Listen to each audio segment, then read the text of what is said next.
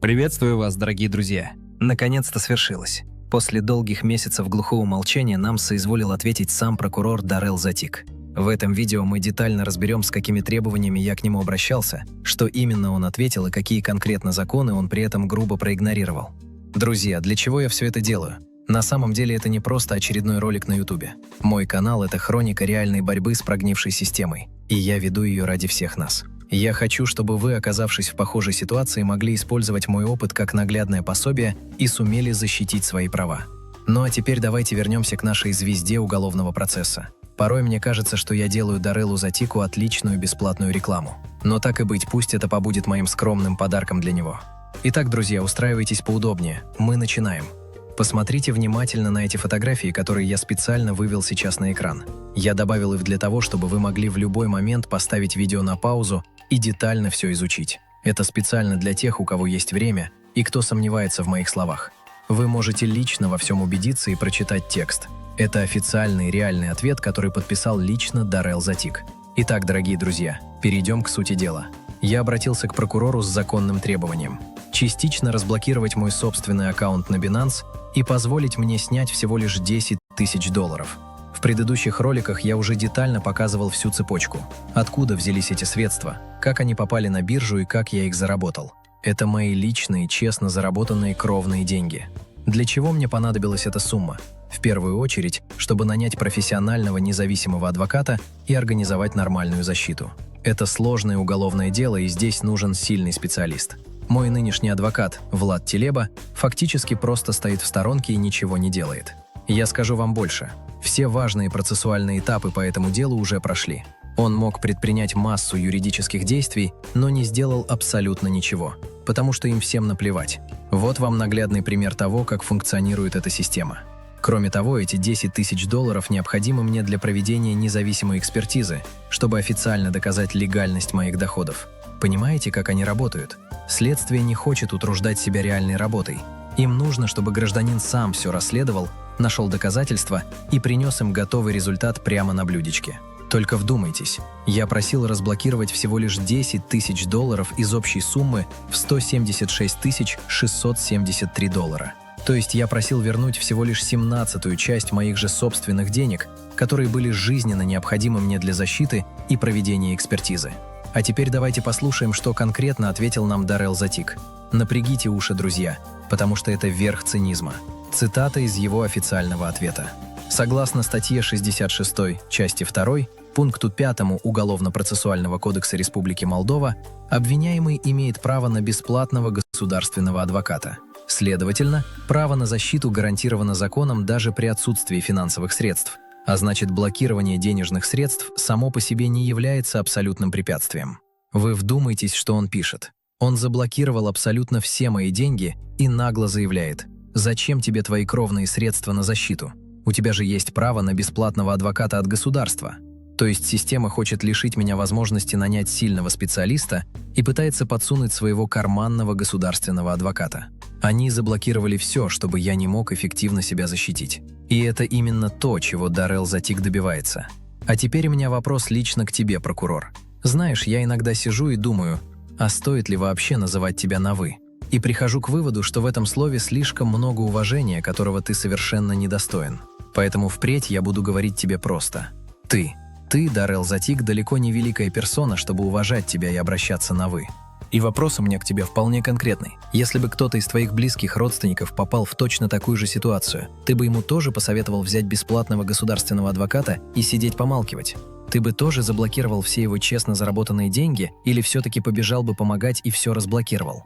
И еще у меня к тебе один вопрос, Даррел. Ты вообще хоть раз изучал статистику? Ты смотрел коэффициент выигрышных дел у адвокатов, где человека нанимает государство? Ты проверял этот процент? Я вот не поленился и посмотрел, и мне становится просто смешно.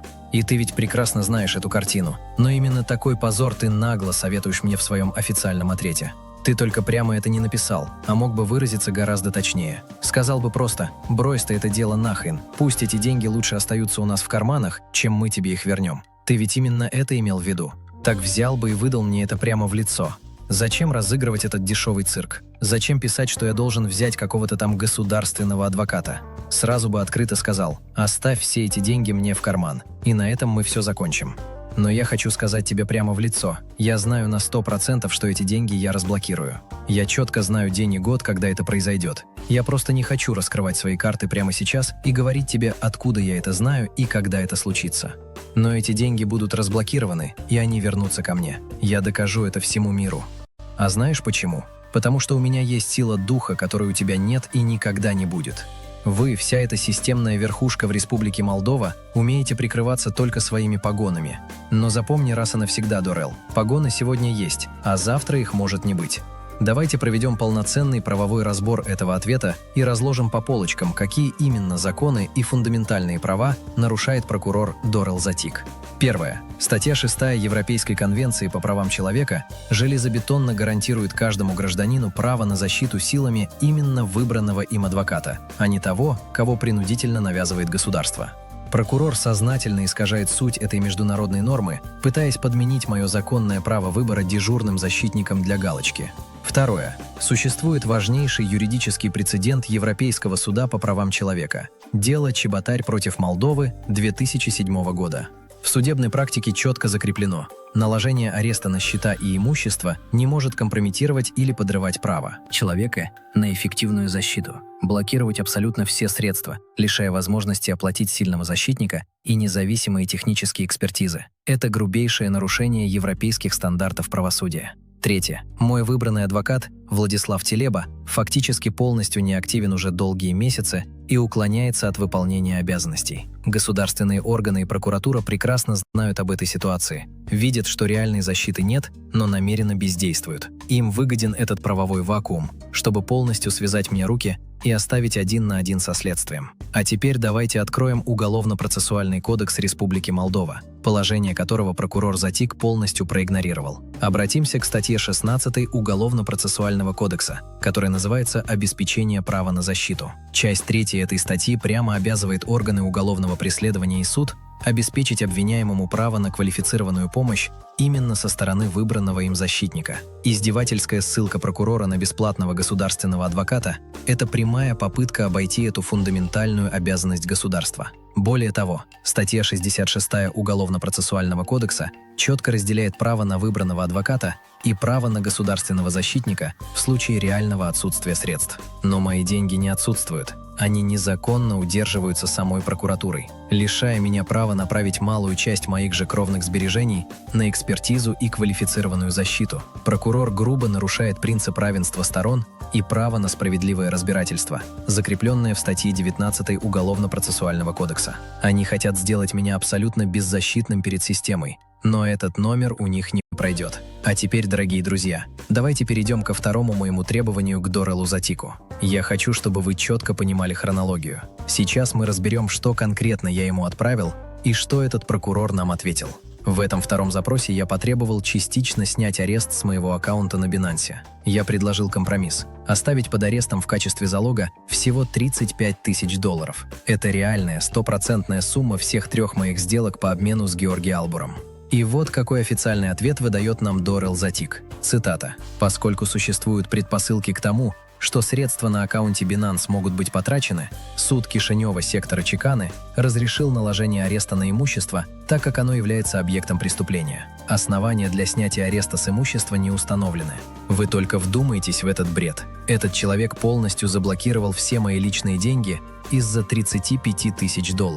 При этом сам Георгий Албур на официальном допросе своими словами четко и ясно подтвердил под протокол, что он сделал со мной всего 3 обмена, и больше он абсолютно ничего не делал. Все остальные деньги – это его личные обмены совсем с другими людьми и через совершенно другие возможности. Человек сам это прямо заявляет на допросе. Так почему же ты, прокурор Затик, вообще не берешь этого внимания? Какого хрена за чужие действия и сделки совсем других людей я должен расплачиваться своими кровными деньгами? Но самое интересное дальше. Дорел, ты уверенно пишешь в своем ответе про какое-то решение суда сектора Чеканы. А почему об этом решении суда мне вообще никто не сказал? Я до сих пор понятия не имею, по какому конкретно судебному постановлению вы арестовали и заблокировали эти деньги. Был бы ты нормальным, честным прокурором, ты бы взял и приложил это судебное решение к своему официальному ответу, чтобы заявить мне об этом как положено по закону. А сейчас я вообще не понимаю, кого вы там уведомили. Моего адвоката Влада Телебу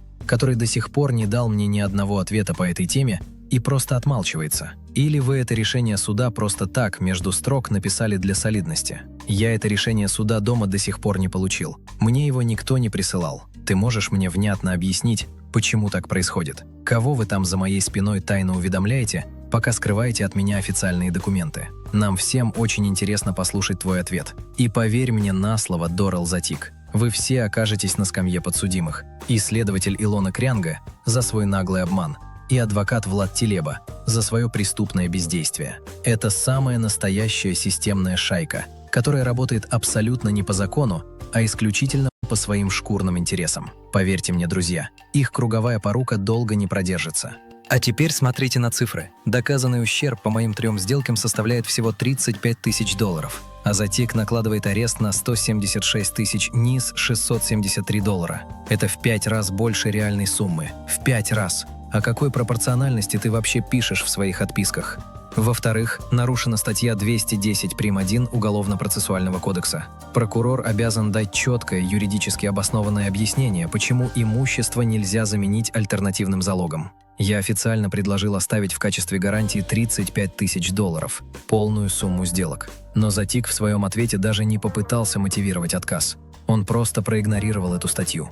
В-третьих, это статья 206, часть 2 Уголовно-процессуального кодекса Республики Молдова. Судебное решение о блокировке и аресте должно быть официально доведено до сведения заявителя. Но мне это решение суда не сообщалось никогда. Вот она причина, почему я до сих пор не видел этого документа у себя дома. Они просто прячут его, нарушая прямую норму закона. И в-четвертых, Дорел Затик пошел против международного права. Он нарушил статью 1 протокола номер 1 Европейской конвенции по правам человека, а также полностью наплевал на судебный прецедент Европейского суда по делу Даче СРЛ против Молдовы 2008 года. Европейский суд уже наказывал Молдову за такое. Непропорциональный арест имущества – это прямое беззаконие и нарушение права на собственность. А теперь, дорогие друзья, переходим к третьему моему требованию к Дорелу Затику. Здесь маски сбрасываются окончательно, и перед нами предстает настоящий неприкрытый грабеж со стороны системы. Смотрим на экран на третий документ. В этом третьем запросе я потребовал полностью снять арест со всего нашего недвижимого имущества и со всех наших автомобилей. Я потребовал вернуть то, что было незаконно заблокировано и принадлежит нам по праву. И послушайте, что этот прокурор нагло пишет мне в ответ. Цитата. «Меры обеспечения для возмещения ущерба, причиненного преступлением, заключаются в наложении ареста на движимое и недвижимое имущество в соответствии со статьями с 203 по 210 Уголовно-процессуального кодекса Республики Молдова. Согласно статье 106 части 2 Уголовного кодекса Республики Молдова, специальной конфискации подлежит имущество, полученное в результате преступлений». Вы только вдумайтесь в этот цинизм. Они просто взяли и отобрали у меня дом, отобрали машину и заблокировали абсолютно все деньги. При этом никакого окончательного приговора суда нет, я не осужден, но они ведут себя так, будто все это уже принадлежит им. А теперь давайте пошагово, прямо по пунктам разберем, какие законы прокурор Дорел Затик полностью растоптал своим издевательским ответом. Во-первых, он грубо нарушил статью 202 Уголовно-процессуального кодекса Республики Молдова. Эта статья требует строгого соблюдения принципа пропорциональности. Арестовать одновременно и жилье, и все машины, и весь аккаунт на Binance – это выходит за любые мыслимые рамки закона. Это тотальная блокировка жизни человека, не имеющая ничего общего с правосудием. Во-вторых, Затик заявляет, что имущество якобы получено в результате преступления. Но все средства на Binance имеют абсолютно легальное происхождение. Они поступили через официальный законный банковский кредит в Молдинтконбанке, номер контракта 115 709. Какое к черту преступление, если чистота денег официально подтверждена ведущим банком страны? В-третьих, прокурор Затик намеренно скрывает от дела важнейший факт. Прокуратура района Глодень уже проводила официальную и детальную проверку по этим самым фактам. И 29 февраля 2024 года они официально констатировали: состав преступления полностью отсутствует. Глодень признает, что состава преступления нет, а Затик делает вид, что этой проверки не существовало, и продолжает удерживать наше имущество. И в-четвертых, этот прокурор открыто пошел против высшего закона нашей страны. Он нарушил статью 21 Конституции Республики Молдова, которая гарантирует каждому гражданину презумпцию невиновности. Имущество человека не может быть конфисковано до тех пор, пока нет окончательного, вступившего в законную силу приговора суда. И какой мы делаем вывод для всего общества? Схема Даррелла Затика видна как на ладони. У меня просто забрали дом, забрали машину и отобрали все деньги. Никакого судебного приговора нет. А теперь, дорогие друзья, переходим к четвертому моему требованию к Дарреллу Затику. Здесь мы увидим, как прокуратура просто закрывает глаза на официальные государственные документы, подтверждающие абсолютную легальность моих денег. Смотрим на экран на четвертый документ. В этом четвертом запросе я потребовал официального признания моего кредитного договора номер 115709, заключенного в Молдинконбанке 9 марта 2023 года. Сумма этого кредита составляет 960 тысяч молдавских леев, что эквивалентно 48 тысячам евро. Это официальный документ, который железно доказывает легальный источник капитала, инвестированного на Binance. И послушайте, что на это официально отвечает нам прокурор. Цитата. «Кредитный договор будет рассмотрен и приобщен к материалам уголовного дела в порядке статьи 157 Уголовно-процессуального кодекса Республики Молдова, если в нем изложены или доказаны обстоятельства, имеющие значение для дела». Вы только вдумайтесь в этот абсурд. То есть типа когда-нибудь в будущем он соизволит посмотреть. А почему бы тебе, Даррелл, не взять прямо сейчас и не рассмотреть этот документ нормально? Почему бы прямо сейчас не поработать по закону и не дать нам точный, ясный ответ, что этот кредит официально приобщен к делу и происхождение денег полностью обусловлено? Почему бы не работать честно и открыто, как положено нормальному прокурору? К чему эти издевательские фразы о том, что вы когда-нибудь там посмотрите на наши документы? Что это вообще за гнилой ответ такой? Впрочем, какой ответ, такая и вся твоя прогнившая система. А теперь давайте пошагово разберем, какие законы прокурор Затик здесь грубо нарушил. Во-первых, он нарушил статью 19 Уголовно-процессуального кодекса Республики Молдова. Эта статья прямо обязывает следствие проводить полное и объективное исследование абсолютно всех собранных доказательств. А Затик этот кредит даже не соизволил нормально изучить, просто отмахнувшись от него пустой отпиской. Во-вторых, полностью нарушена статья 254 Уголовно-процессуального кодекса. Согласно закону, все бремя доказывания лежит исключительно на органе уголовного преследования.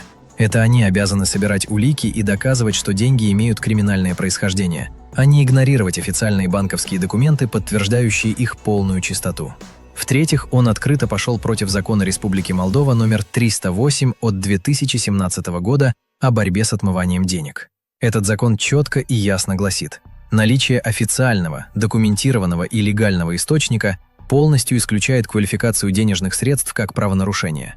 А банковский кредит – это самый прозрачный и законный источник из всех возможных в природе. И какой мы делаем вывод для всего общества? У меня есть официальный, законный банковский контракт, который четко доказывает, где я взял эти деньги. Прокурор без каких-либо реальных мотивов отказывается его признавать. Он просто бросил фразу «мы его рассмотрим», но до сих пор и пальцем не пошевелил, чтобы его изучить. Им просто не нужна правда. Им нужно любыми путями удержать мое имущество. Но мы выведем эту схему на чистую воду.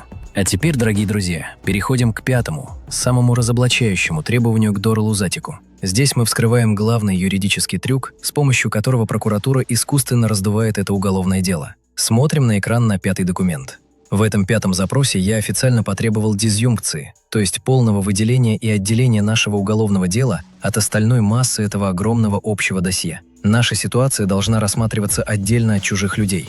И послушайте, какую дежурную отписку снова выдает нам прокурор. Цитата. «Орган уголовного преследования на данном этапе не выявил оснований, предусмотренных статьей 279 прим. 1 Уголовно-процессуального кодекса. Это основание будет рассматриваться в дальнейшем, если обстоятельства уголовного дела этого потребуют».